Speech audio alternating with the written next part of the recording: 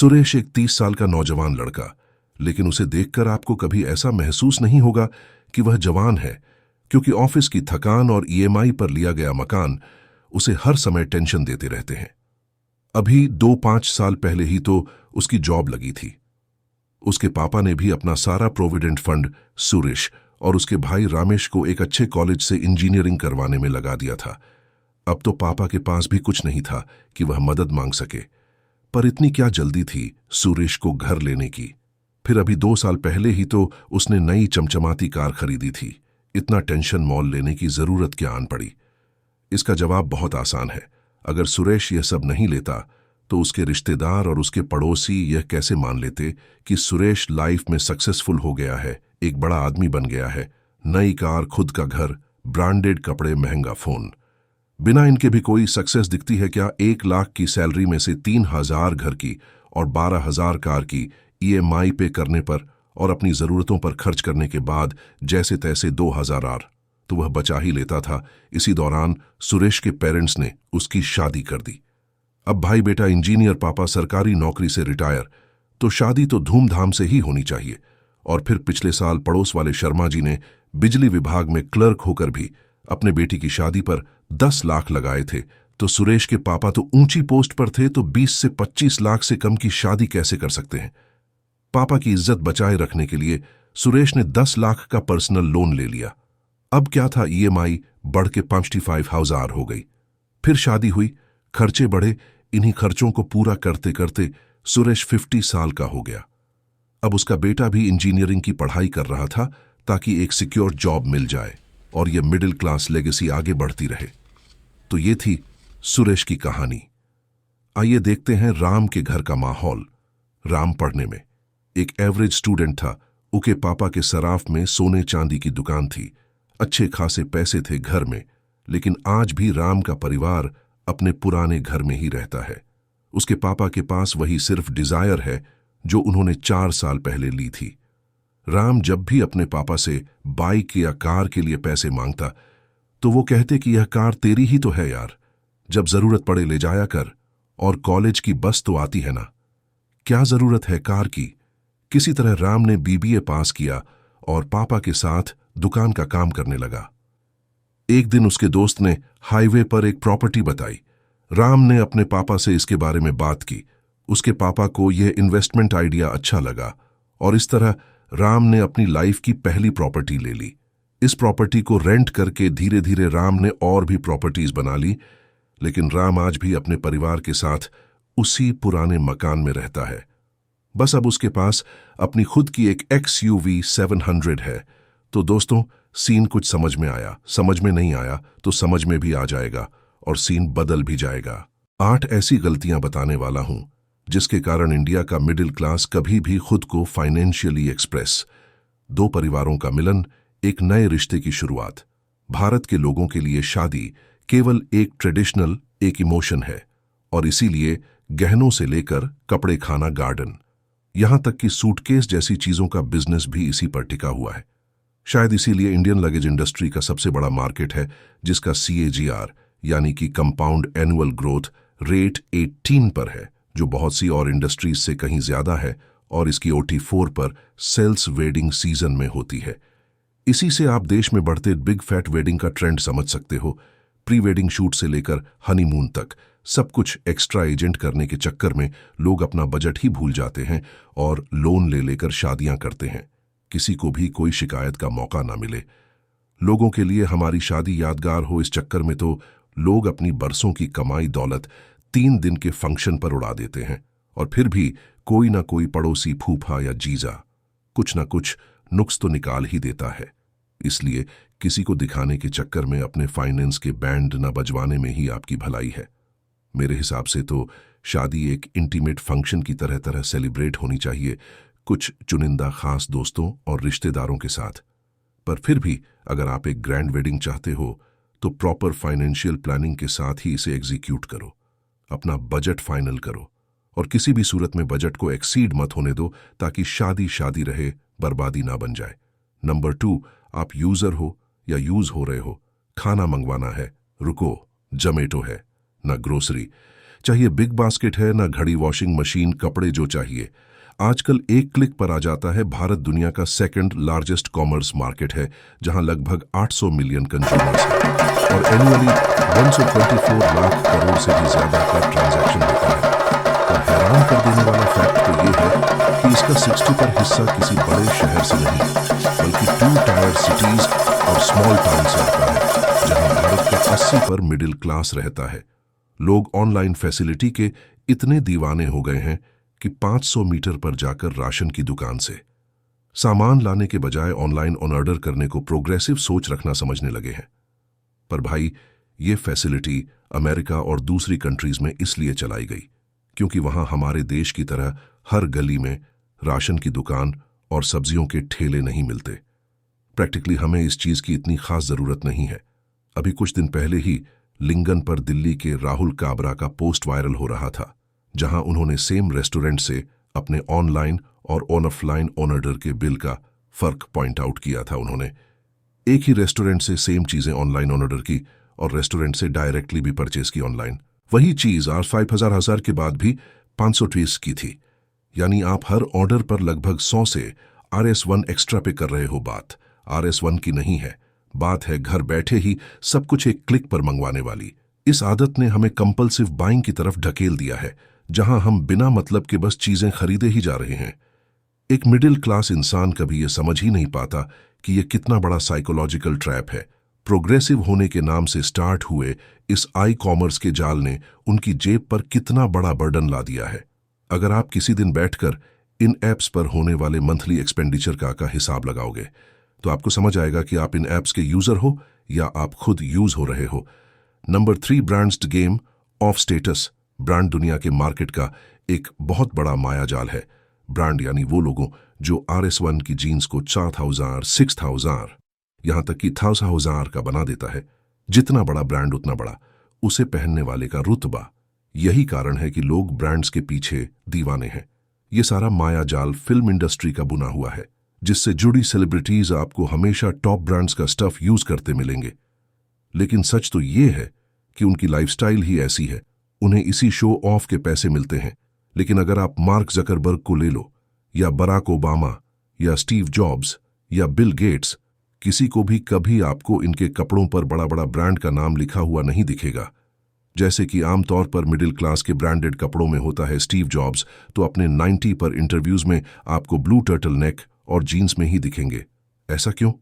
इसका main reason है कि वो दिखावे की परवाह नहीं करते। जहां एक तरफ मिडिल क्लास पैसा आते ही उसे दिखाने लग जाते हैं, वहीं जो सुपर रिच होते हैं उन्हें दिखावे की जरूरत नहीं है।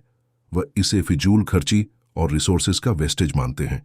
सबसे ज्यादा हंसी तो मुझे तब आती है जब मैं ऑनलाइन शॉपिंग ऐप्स में जूते और कपड़ों जैसी चीजों को भी EMI पर लेने का ऑप्शन देखता हूं।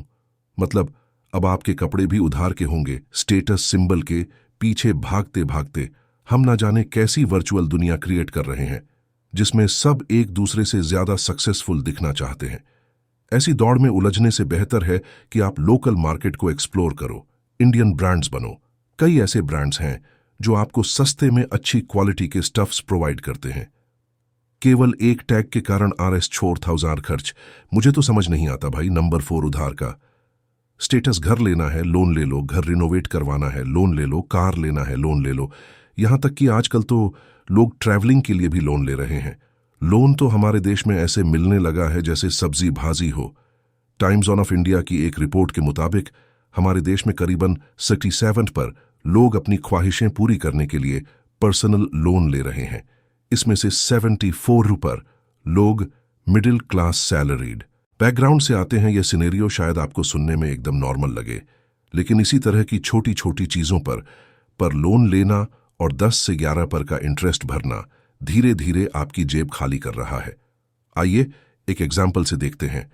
मान लो कि आपने किसी भी रीजन से 1 लाख का पर्सन लोन लिया 2 साल के लिए, तो राइट नाउ 10.65 का जो इंटरेस्ट रेट चल रहा है उसके हिसाब से आपके लगभग 5000 की EMI बनेगी। जो आपको टोटल अमाउंट पे करना होगा वह होगा 1000। अभी आपको इसमें कोई प्रॉब्लम नहीं लग रही होगी, लेकिन अब सुनो वहीं, अगर आप इस 5000 को जैसे आप EMI के तौर पर दे रहे हो उसकी SIP करोगे केवल 2 ही साल के लिए, तो आपकी सेविंग हो जाएगी 13 6,000, वो भी अगर सिर्फ 12 पर एक्सपेक्टेड रिटर्न को मानो, यानी जिस पैसों का आपने केवल स्टेटस दिखाने के लिए वेस्ट कर दिया, उससे आप उससे ज्यादा पैसे बना लेते। इससे एक और पते की बात समझ आती है कि अगर आपको कोई सपना है, कोई बकेट लिस्ट है, तो आप 2 साल के लिए लोन लेने के बजाय 2 साल के लिए इस तरह की छोटी छोटी एसआईपी कर सकते हो। फिर इन पैसों से आप अपना वो सपना पूरा कर लो, वो भी बिना बर्डन के। नंबर 5, पढ़ाई की लड़ाई। मेरा बेटा बड़ा होकर इंजीनियर बनेगा। हर घर के चिराग का इंडियन मिडिल क्लास में कुछ इसी तरह स्वागत होता है। अपने बच्चों को डॉक्टर, इंजीनियर बनाने की दौड़ में लोग इतने पागल हैं कि जमीन जायदाद बेचकर भी अच्छे स्कूल, अच्छी कोचिंग, फिर अच्छे कॉलेज में पढ़ाने से पीछे नहीं हटते। इसमें कोई बुराई नहीं है, लेकिन डॉक्टर, इंजीनियर के सपने पर लाखों खर्च करने से पहले हर पेरेंट्स को यह जरूर इंश्योर कर लेना चाहिए कि यह सपना उनके बच्चों का भी है, या फिर वह अपना ही सपना उस पर थोप रहे हैं। साल 2022 में नीट के लिए लगभग 19 लाख बच्चे अपीयर हुए थे। वहीं आईआईटी में 10 लाख और सिविल सर्विसेज यानी पीएसएससी में अराउंड 35 हज़, यानी कुल मिलाकर करीब 40 लाख। इनमें से केवल 10 पर ही सक्सेसफुल होते हैं। पर इसका मतलब यह नहीं है कि किसी को इन एग्जाम्स के लिए ट्राई ही नहीं करना चाहिए। पर किसी भी पाथ को चूज करने से पहले आपको अपने बच्चे का इंटरेस्ट, स्किल्स और अपना मॉनेटरी स्टेटस भी देख लेना चाहिए। अगर आप डॉक्टर, इंजीनियर या आईएएस, आईपीएस ऑफिसर इसलिए बनना चाहते हो क्योंकि आपको सच में वो पोस्ट, वो फील्ड पसंद है, तो ठीक है। लेकिन अगर आप उसे प्रोफेशनल एंगल यानी पैसे कमाने के जरिए से देखते हो, तो और भी कई रास्ते हैं भाई, पैसे कमाने के, जहां आप इनसे ज्यादा पैसे कमा सकते हो। यूपी में 10वीं और 12वीं पास लोगों के लिए क्लर्क लेवल की जॉब निकली थी, पर उसमें लगभग 3,700 पीएचडी होल्डर्स ने फॉर्म भरा। यानी आप सोच सकते हो कि हमारे फॉर्मल एजुकेशन की वैल्यू क्या है। आपकी स्किल्स और कामयाबी एक कागज की डिग्री की मोहताज नहीं। अगर आप कुछ सीखना चाहते हो तो बिना कॉलेज से हाई-फाई डिग्री लिए खुद से, बुक रीडिंग से भी सीख सकते हो, पॉडकास्ट से सीख सकते हो, लोगों से सीख सकते हो, पॉडकास्ट से सीख सकते हो, लोगों से सीख सकते हो, कोर्सेज से सीख सकते हो। इसे कहते हैं सेल्फ एजुकेशन, और इसमें आपकी मदद करेगा ये बुक ऐप, जहां पर आप हजारों बुक सीरीज को पढ़कर उनके वैल्यूएबल लेसन सीख सकते हो, वो भी अपनी लैंग्वेज हिंदी में 2 मिनट में छपे एक आर्टिकल के अकॉर्डिंग। एक एवरेज फैमिली अपने बच्चे के एजुकेशन पर लगभग 15 से 50 लाख खर्च करती है, जो कि उसकी लाइफ में सबसे बड़े खर्चों में से एक होता है। थोड़े और अच्छी सैलरी वालों को देखें तो ये खर्चा 1 करोड़ तक भी जाता है। लेकिन सवाल ये उठता है कि क्या यह खर्चा उतनी वैल्यू और स्किल प्रोवाइड करता है? शायद नहीं। इसलिए सभी स्टूडेंट्स और पेरेंट्स से मेरी यही रिक्वेस्ट है कि शर्मा जी के बेटे को देखकर अपने बेटे का फ्यूचर मत डिसाइड करो।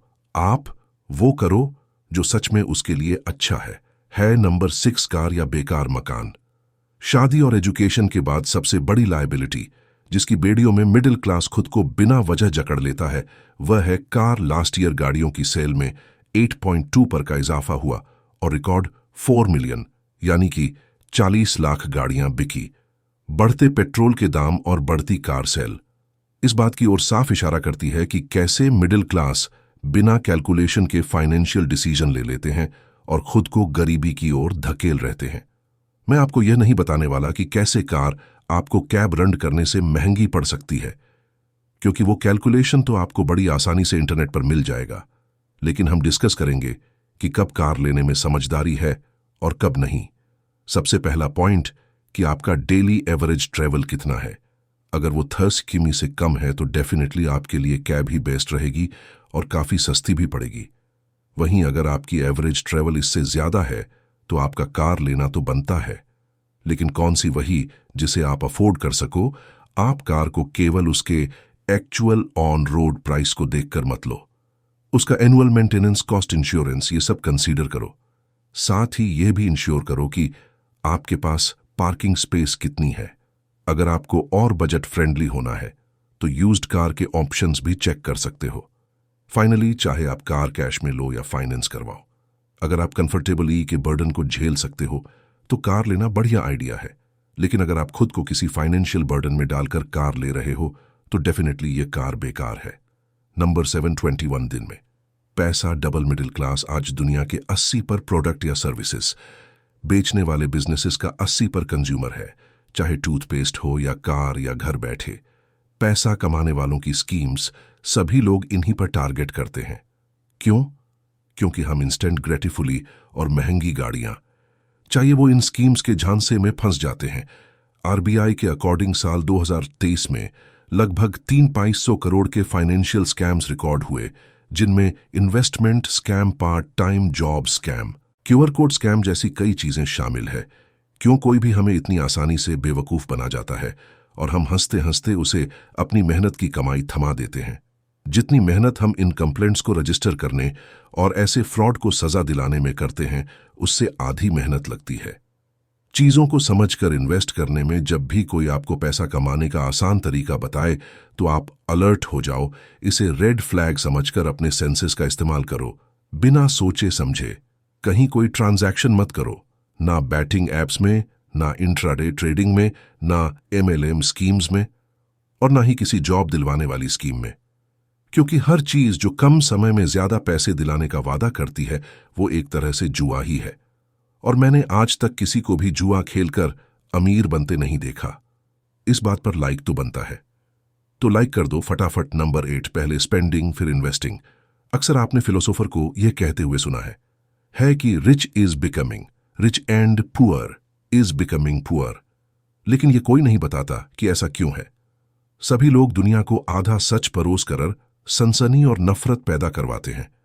अमीर गरीब से नफरत करने लगता है और गरीब अमीरों को चोर समझने लगते हैं। हमारी मेंटालिटी इतनी बायस हो गई है कि हम किसी अमीर को देखकर यही सोचते हैं कि इसने कुछ गलत काम करके ही पैसा बनाया होगा, जबकि सिक्के का दूसरा पहलू यह है कि rich is becoming rich by spending like a poor and investing like a greedy, while poor is becoming more poor by spending to look like rich and investing that at all. यानी हम middle class बस अमीर दिखने के लिए खर्चा करते हैं और अमीर लोग अमीर होने के लिए इन्वेस्ट करते हैं। मेरा एक फ्रेंड था काफी अमीर, उसके पापा सक्सेसफुल बिजनेसमैन थे। वह हमेशा कहते थे कि जब तुम 90 इन्वेस्ट कर लो तो RS10 अपने डिजायर्स पर खर्च करना। पर हम क्या करते हैं, 90 खर्च करने के बाद RS10 बच गए तो इन्वेस्ट करने की सोचते हैं। यही सबसे बड़ी प्रॉब्लम है मिडिल क्लास की। हमारे लिए इन्वेस्टमेंट एक ऑप्शन है और अमीरों के लिए नीड। इसी इन्वेस्टमेंट का फल उन्हें पीढ़ी दर पीढ़ी मिलता जाता है और मिडिल क्लास बस खुद को एक वर्ड सक्सेस की दुनिया में उलझा कर रखते हैं और अमीर दिखने की चाह में गरीब होने की राह पर निकल पड़ते हैं। और अब एक प्रो टिप, जब भी आपका कुछ खरीदने का मन चाहे वो ब्रांडेड जीन्स हो या लेटेस्ट आई या फिर कार या घर, इन 2 रूल्स को फॉलो जरूर करना। Number 1, the 24 hour rule. जो भी खरीदने के लिए आपका मन आपको कह रहा है तो बस खरीदने से पहले 24 घंटे यानी 1 दिन रुको। सबसे पहले उस चीज के वो 5 काम लिखो जो आप उससे कर सकते हो।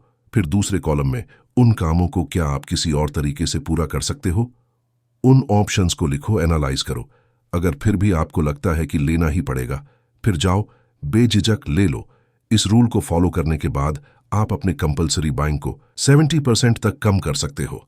Number 2, डीट 2x rule.